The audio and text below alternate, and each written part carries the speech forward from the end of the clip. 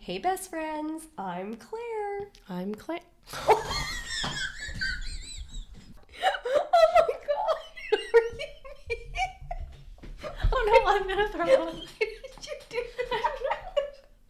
I was like, I'm dying. throw up if I keep laughing. Okay. Sorry about that. Let's try that again. And I'm Yana. Very good. Thank you. And welcome to My best friend's book club. My Best Friend's Book Club. My book club. If you're new here, we pick a book and we read a handful of pages each week and we chat about them and swap notes. We read about 50 pages because everybody's busy, including us. So right now we're on pages 136 to 190 and we're reading, what are we reading, Anna? Bright Young Women by Jessica Knoll. And we refer to someone in the book as the defendant. And if you don't know what that means, you should go listen to episode 1 because click subscribe. As we have stated, we will not be repeating that name in solidarity with the writer. So if you're reading along with us, we would love to hear your notes. Just send us an email. Or DM us. On Instagram, absolutely. Yeah. Our Instagram is mybfbookclub, and our Gmail is mybfbookclub@gmail.com. So let us know what you think. So, where we ended in these last set of pages with our main characters, Pamela attended Denise's funeral, who was her best friend, and she provided an interview to Carl, who is the reporter for the Tallahassee Democrat. And then we also went back in time with Ruth and Tina, and we essentially ended with understanding that Ruth's family blames her for the death of her father, and Tina basically drops by to just get to know her a little bit better. So, if you're new here, go listen to the first couple episodes because we're not going to recap everything here right now. Pamela is trying to get the Also, if you're new here, who starts on episode 3? Yeah, That's psycho behavior. only have Go back 3 to go back to episode 1. You don't even know us. get to know us for fun. So, in the next set of pages that we read for this week, Pamela's trying to get the sorority house renewed for the new semester and group of girls. While she's out shopping, Roger, Denise's on and off again boyfriend, he hijacks the car that Pamela is inside. We come to find he's drunk. He's driving her towards a spooky location that Pamela notes as a place where people disappear. Girl, bye. So I think we can assume not great intentions. Pamela convinces Roger. Sorry. She does convince him. Convinces Roger that they're on the same team, and she persuades him to take her to Tina so they can all work together to convince the sheriff that the murderer is truly the defendant and not Roger. We're going to get into that into discussion topics for show. Oh, show. Roger, he passes out. Bye. Tina and Pamela, they call the police. He's arrested. Then Tina tells Pamela most of the backstory of the defendant. So we get to hear like the key parts that we know right now anyway, where he's escaped prison twice. He's defended himself during his trial. Like he's his own representative.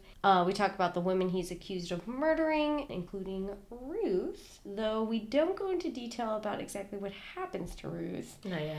Which is frustrating. I would just really like to know what happened to Ruth at this point, but whatever. We're halfway through, so we should find out soon. With that, Tina gets Pamela to agree to go to Aspen to interview a cellmate who was in prison with the defendant. And Carl... Thank you for explaining what a cellmate is. Carl, the journalist from the Tallahassee Democrat... Tallahassee. Democrat. That's a fine Tallahassee. Fine. He is invited to join them. So we come to find these two women, essentially, they decide to take matters into their own hands because the police, they're just not being very helpful. Men be men. Discussion point we're also going to get into at the end here. We then shift back to Ruth when she's still alive, and suddenly her face is clear of her acne, which we found out in the last 50 pages was just like the most impending doom upon her. It was just over-exaggerated in very extreme ways. I can't wait to hear what product she's using. It's fine, like, girl, good. But I'm just annoyed that they mention it and they just didn't even tell us how this happened, because there was just so much emphasis I know, like, in the what's her first part. skincare routine? So then Ruth connects on a deeper level with Tina in these next set of pages. We learn that Tina was married to a rich, much older man. We're talking like 80s, right? I think when she was like in her 20s? Yeah. And he dies. Bye. And he has left all of his inheritance to Tina and none of his kids. Hashtag goals. So there's a lot of feelings of like gold digger, from the kiddos and society, I think, as well. Also a discussion point if you really think about it. Something to admire. Something to seek out. Yeah. So then Ruth also learns that Tina has romantic feelings for a woman named Janelle. Janelle is meant to join Tina in Aspen at her conference, but she bails. She's married to a man. Wah. She's married. Yep. So can't expose that part of her. So Ruth ends up volunteering and she accompanies her to Aspen. And they both go to this conference. It's for healthcare professionals. We learned in the previous set of pages that Tina is training to be a therapist. There's a lot of moments in these pages where there's so much emphasis on womanhood and misogyny, and we'll get into that in our discussion points again. But we go back to Pamela and Tina, who are trying to interview the cellmate, but the sheriff keeps him late intentionally, and it stops them from fully interviewing the cellmate. And it becomes quite clear the sheriff is hiding something. They always are. What is he hiding? Discussion point. Then in this section, it ends with Pamela confronting Tina. She's upset Tina did not disclose her potential romantic relationship with Ruth. Tina calls out Pamela's relationship with her now fiance, Brian, which also kind of comes out of nowhere. And then Pamela... Also, they're not engaged. Right, they're not engaged, so why is she calling her... Discussion point. Yeah, discussion point. Save it. Listener, we know you want to know, but save it. Last part. Pamela turns down the chance to go to Columbia to go to the same law school as Brian, which is a non-Ivy League school. This is how the chapter ends. And we end on a solid quote from Tina, which I have to read now because it was incredible. Go ahead. Thank you. Quote.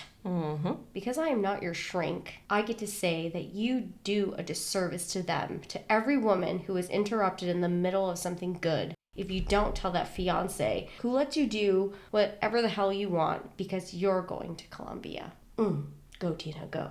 I like Tina. I know she's controversial. She probably is controversial. This is a safe space. Thank you. I like her. So that's our quick synopsis. Now we're going to get into some discussion points. You ready? Yeah. Okay, so I didn't actually mention this in the recap, but it was just something I wanted to talk about because I think it's super relatable. When Pamela is cleaning up Denise's room, she's hiding quote-unquote shameful items. I would want you to do that for me. No, but this is why I think it's super relatable is because can you just even recall? I can recall. I think you can recall. There are many times where even us have been like, hey, if I die, please go into my house. I got secrets. Such and such things are in these locations. Please destroy them. Please don't let my mom find them. Or my love dad, you, Mom. Or my brother. Love you, Dad. Love you, brother. I thought that was a super relatable womanhood moment, but I also really... Gosh, I would hope that's anyone, regardless of I think if you're what a man caught or me a off woman. about this moment, though, was she was cleaning it up for the boys, though. I know, she's trying to make it look, yeah. Okay, but then getting a little dark in this moment here. I got a quote, I'm sorry.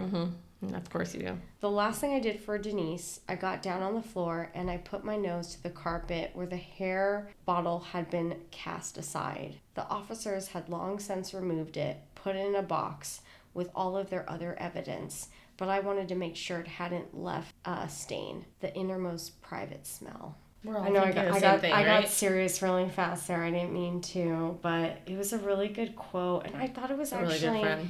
It's like already really kind, beautiful friendship that you would go to your friend's house and, Would you smell a carpet for me? Cleaning up. Yeah, absolutely. But there's these moments where they kind of talk about the fact that she was sexually assaulted, and then they don't put enough emphasis on it, but then you get these little moments like this where it's one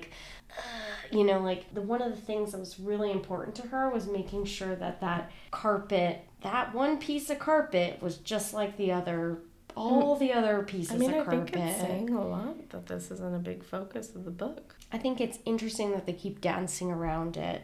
How normal. That's just the way it is in society, right? Mm-hmm. That's what our girl Jessica is trying to tell Mrs. us. Knoll. Miss Knoll. Miss? I don't know. Who cares? Dr. Knoll? We hope. You're a doctor now. You're welcome to the title. Welcome, Her Royal Highness. But I thought that moment was super relatable. But I also think it's important we acknowledge that moment in this book because it is a horrendous thing that happens to Denise and has happened to the victims of the defendant, and it needs space. The next point I wanted to talk about was when Pamela's getting attacked by Roger. Mm-hmm. The theme I wanted to pull out from this moment specifically was the theme of womanhood that we keep experiencing in this book. Yet in life. Specifically where Pamela feels the need to appease Roger, convince him she's not a threat, and that they're a team so that they can all go to Tina's and they can all work together to convince the police that Roger is not the killer. Just the way she talked about it, where she's just trying to save herself, right? She's scared he's taking her somewhere. But at the same time, yeah, I would say that what she did is what anyone, man or woman. This part, though, do you remember where she thinks about pressing charges against Roger for this moment? Mm-hmm. Because we do find out that he was taking her to a shady location, yes, first of all. And then as he nods off, his leg starts bleeding, mm-hmm, and they find that he had a knife with him, and he probably didn't have great intentions with where he was going and what he was going to do with that knife. But Pamela decides not to press charges against him because she doesn't want the police to have more reason, right, to go after Roger rather than just listen to her, mm-hmm, and go after the defendant. I feel like that fucking sucks, and I'm not sure. Do you think that's something that happens to both men and women? Or do you think it's more a thing? I think it's probably more likely to happen to women, but I do think it happens across the board. Fair. It just sucks that they just won't listen to Pamela, and even though she literally saw him, and she can't even report this very inappropriate, mm-hmm, scary behavior from Roger because she knows it will just put more focus on Roger and less emphasis on what she wants him to believe and understand. I think we can all relate to that. Okay, the other thing I wanted to talk about was Pamela and Tina, who decide in this set of pages they're going to take matters into their own hands. So the police are not listening to Pamela. They've not listened to Tina throughout the years. And so they have decided that they're going to go to Aspen and they're going to interview the defendant's cellmate. What do we think about this? The fact that these two women feel the need to take this into their own hands. I mean, no one will believe them. Think about every single time a woman has ever been like, can you take the garbage out? Oh, we're going. Yeah. Okay. And they're like, I'll do it later. Oh. And you're like, okay. And then later comes, and you're like, take the garbage out. I'll do it later. And eventually you just grab the garbage and you take it out. It's easier to do it yourself than rely on someone else. Do you think this, though, could also translate to manhood? Oh, so you already had an idea. No, I actually don't. I think I'm trying to be equal-minded, but I do feel like women tend to be less believed than men, which is why they felt the need to go and do this on their own. I also think, and I don't know if I'm taking it a little bit too far, that they have Carl playing this role of he's a man. And there's moments in this chapter where he even helps them navigate awkward situations, mm-hmm, because he recognizes that he's a man. Like when they... He recognizes he's a man. I think that happens, though. I don't know, men tell us. But we're like, they're trying to get more time with the cellmate, and Pamela and Tina get frustrated, and they're like, you're the one that's late. You should just let us have time with this man because you were an hour late.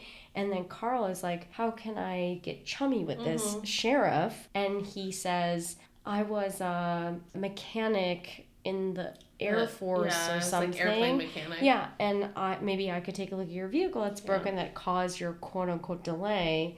But I thought it was interesting that they took an approach of just like, hey, you were the one that was late. Yeah. We don't care what your problem. Right? They just called him out. They were just like, this isn't on us. Give us our time with the person. And then Carl tried to make friends in hopes that if he could get chummy with this guy, they might get their way. What do we think they're hiding? I guess we'll find out. Do you have any predictions? I don't, but I would love our listeners to what are subscribe. Your predictions? My sense is that they didn't want the PR on that. Like, they don't want this known as Aspen, this great place where you go ski and vacation and relax. Yeah. The stain of the defendant is not something they want people to know about.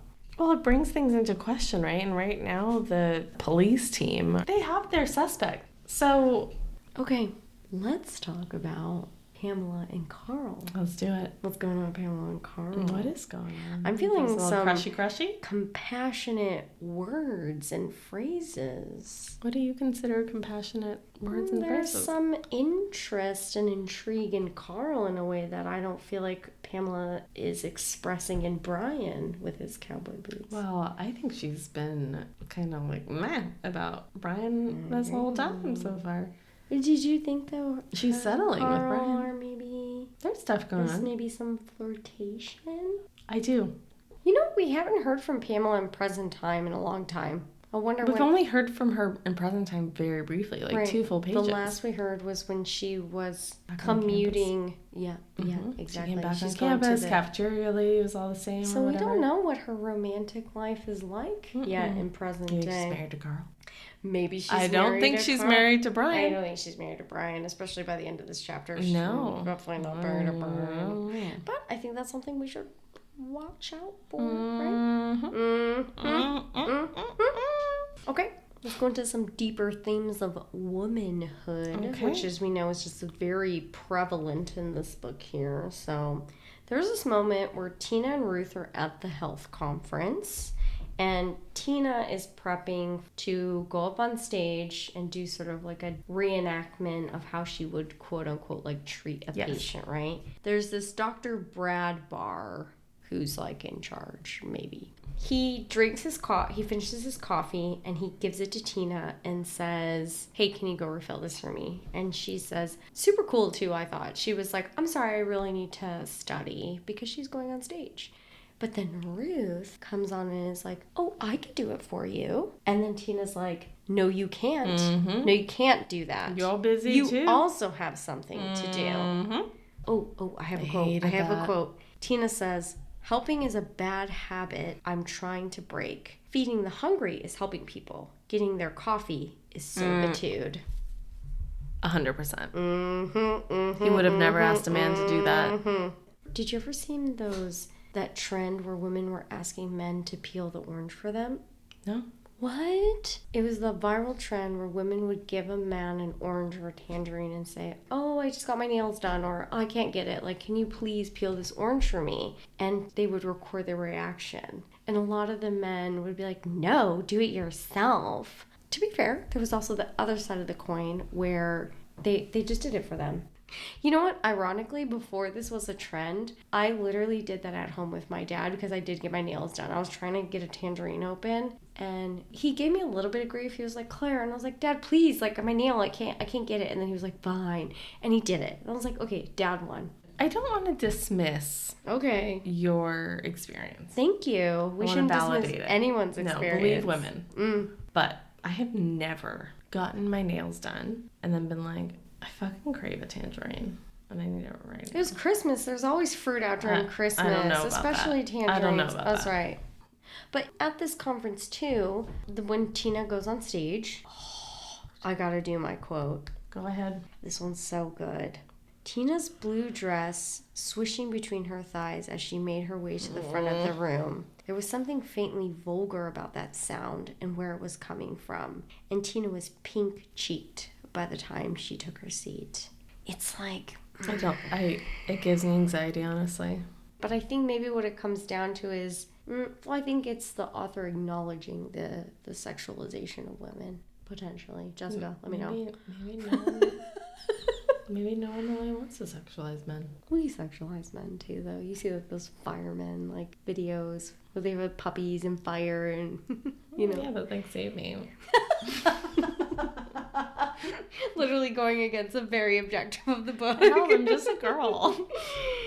Anyway, the fake patient story Tina is sort of portraying on stage here. The story is that it's a woman who has had this quote obscene crazy outburst because she's studying to be a real estate agent, get her license, and her family isn't helping her with chores and cooking, and she explodes on them allegedly because she's stressed and she's trying to get this license. And so the patient is asking Tina to help her with her anger and her outburst. Do you remember what happens? Mm-hmm. They talk about how she wouldn't have exploded like that at strangers. Well, the whole point is that is a very frustrating situation, right? You are trying to get your real estate license, but you're also responsible for cooking and cleaning and taking care of the kids and your husband and the family dog, and no one's helping her, so she has an outburst. Right. And the patient is like, I need help. I've had this crazy outburst. But really, her feelings and actions are, she shouldn't be breaking plates, of course, but her reactions and feelings aren't so far off because she shouldn't have to be doing all that by herself. And that's what Tina says, and everyone basically like ignores her. Just more moments of womanhood and misogyny. Would you like to talk about Tina's marriage to a much older man? It was giving housewife and hustler. Can I do another quote? This is Ruth. I could not believe that was Tina's late husband. I imagine sharing a bed with him, his scabby legs sanding in the night. I was a little bit disgusted with her, a little bit impressed. I mean, I think relatable. Do you think that Tina had malicious intent by marrying this older man, or do you think she really loved him? We literally have no clues one way or the other. I don't know yet. I'm going to say... What you know about Tina? I don't think it's 100% either. What does that mean? I don't think it was 100% just after the money, and I don't think it was 100% love. So tune in for another episode. Keep reading the book, and I guess we'll find... Or maybe we won't. I don't know if it's that important. I assume I'm leaning more towards money. Oh, yeah. I kind of was... I wasn't. Tina seems quite emotionally intelligent. I feel like maybe she really loved him, and he didn't treat her the way she wanted to be treated, and she struggled with that, and then he died before she could do anything about it. But I don't know. But I get why her, the kids are upset and everything, but also... I think girls got a cause. Okay, last discussion point. I'm not even going to talk about the fact that Ruth's face is clear now. It's fine. They don't go into detail anyway, so what's to talk about? No, what pisses me off is that there was so much emphasis on her face in the last 50 pages. It was relentless about her face and her blemishes and her acne. And then all of a sudden it was like, I'm feeling the most beautiful in the world because my face is clean. Which is fine. Great. Do you, girl. But, tell me what happened because there was so much focus on it. Who did you use on your face? What did you buy at Sephora, girl? It's fine. I'm happy for you. You're jealous. Great. I'm just frustrated by the story. And how it's just like, oh, my face is good. And it's like, why did we have to go through this journey? Those are, you're projecting. What's the journey? What's the journey? I want to know why we put so much emphasis on it. And then we're like, oh, it's clear now. Anyway, what? Who sponsored her face? What? Anyway, so let's talk about Ruth's murder, right? We know she does. So I think we can agree this is a reenactment of the actual murder. When he pretends at Lake Sammamish, is that right? Lake Sammamish. Where his every time boat... I used to walk past it, I was like, this is where it happened. Yeah, I used to go on walks all the His time. boat breaks, and he's trying to get people to help him and fix it. And he truly does, I believe murder two women that day, and so it's sort of That was in the news. Right, it's a fictitious. Well, it's true and not true because it's based on a true story. Exactly. So Tina is trying to make sense of who the defendant chooses and why. She says, women got that feeling about him. that funny one we all get. We know something isn't right, but we don't know how to politely extricate ourselves from the situation without escalating the violence of harassment. That is not a skill women are taught the same way men are not taught that it is okay to leave a woman alone if all she wants is to be left alone. Jessica. No, thanks, girl. Then she says, I've tried to make sense of how someone who didn't stalk his victims in advance ended up going after the best and brightest. And I think that's it. The thing they all had in common, a light that outshone his. He's looking for the cream of the crop. He wants to extinguish us. We are the ones who remind him that he's not that smart, not that good looking. There's nothing particularly special about him. Bye. But my question to you is, that's all really deep and interesting, right? Like, particularly when she talks about how women don't know how to politely remove themselves from situations where they don't want to escalate violence. And we don't want to hurt. Yeah. I do think that's probably a womanhood specific thing. I do too. Yeah. I've done it. I've done it too. I think that's a very common thing that happens in womanhood for sure. And then the part where she talks about he wants to extinguish this cream of the crop women, and they remind him that he's not smart, not good looking. There's nothing particularly special about him. And if people know the story of the defendant, the first person he met was like the girl he dated who rejected him, who didn't feel like he was much, and then he quote unquote became much, and then he got back together with her, and she was like, oh, you've made something of yourself, and then he kills her, right? Yeah. So it's but lots of themes there. But my main question to you is, at the end of this, Pamela gets upset with Tina because she feels like Tina did not expose the fact that maybe her and Ruth had some kind of romance between them. I don't think it necessarily matters to the story. See, I feel like Pamela's very A-type, maybe like someone else I know, and she doesn't like that Tina's reputation could be a reflection of her. And interesting. So if Tina is lying in any capacity, that could reflect poorly on her. And Tina already has a bad reputation, and Pamela's tied herself to Tina. I didn't think that way at all. So I feel like she's mad at her because she wants the whole story. She wants nothing but the truth because it is fully a reflection of her and what she's investing her time in. Wow, no, I went fully jealousy route. You went fully like, okay, romance. 120%. I guess we'll find out who was right in that then, huh? But then I like how Tina turns it on her and is like, let's talk about romance, Pamela. Yeah. Let's talk about your fiance, Brian. He's not even her fiance. I know. Why does she call him that all of a sudden? For someone who doesn't really like him that much, like, she's pushing it a little bit. But Tina's right. She's going to the 100%. non-Ivy League school. I'm with Tina on that. Me too. Girl. Tina's like, I'm not your therapist. You need to go to the Ivy League school because you're the shit, girl. Doesn't matter if that is the Ivy League. How many you women go to the do better this? school. I was watching scary movies as I do, and I noticed this as well, where women will just follow the man wherever they go. And I'm not saying it doesn't happen the other way around, but I think it's more prevalent. I got followed the other way around. My high school boyfriend went to my university because he got into another one. Good. Fucking sheep herder. That's what you are. That's right.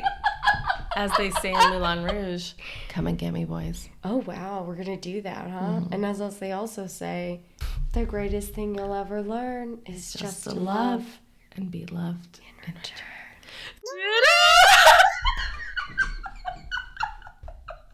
We had to do it. If you ever stick with us, and I understand if you don't. I do too, honestly. Run. I think it could be worth it. There are other podcasts to follow. Yep. A Moulin Rouge night with Claire and Yana because we go hard and maybe that should be our podcast. If you like to sing, we've got your back.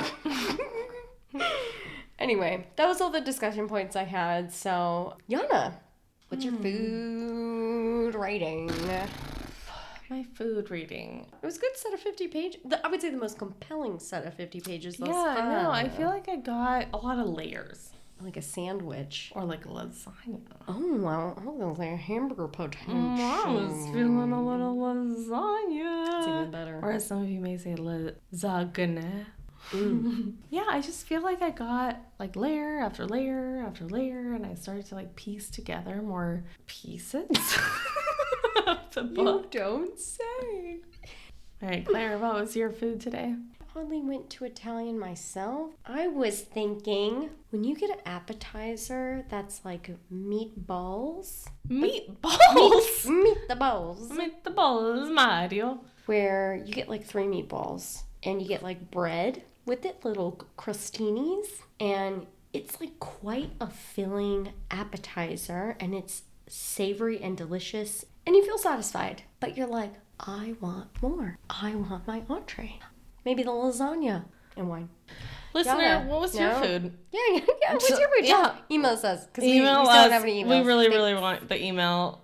What is your sexy side piece? Honestly, I want to stop talking about it because gonna it's have still a to. broken country and I still haven't started it.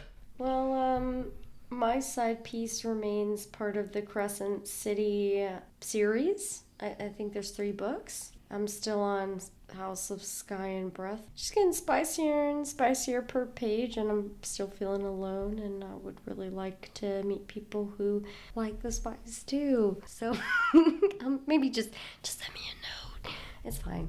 At Claire Confidential. Yana, do not look at that email. So for the next set of pages, we're going to be reading another about 50 pages. We're going to go with pages 190 to 243. Again, there's a very clear stopping point. You can't get confused. So, if you haven't already, follow us on your favorite podcast streaming platforms, wherever you like to stream. We also have an Instagram, My BF Book Club. Send us your notes, your thoughts, your book recommendations for the future, or anything you want to talk about at our Gmail, mybfbookclub@gmail.com. So with that, we'll see you next week. We hope you keep listening. Keep emailing us. And emailing us. And remember, friends, Keep on reading. Well, bye. Bye.